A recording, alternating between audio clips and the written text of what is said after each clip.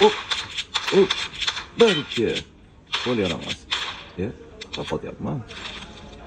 Bilasizmi o'zi aka? Videolar ham topiladi.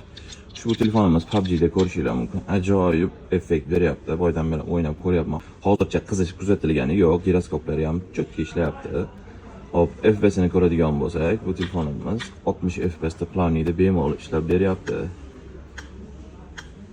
Qaysi telefon deb qiziqayotgan bo'lsangiz, hop, Poco'dan X3 GT deb nomlangan model, xotirasi 128 GB, operativning xotirasi esa 8+3 ni tashkil qilar ekan. Shu telefonimiz hech qanday ayb nuqsonlari yo'q.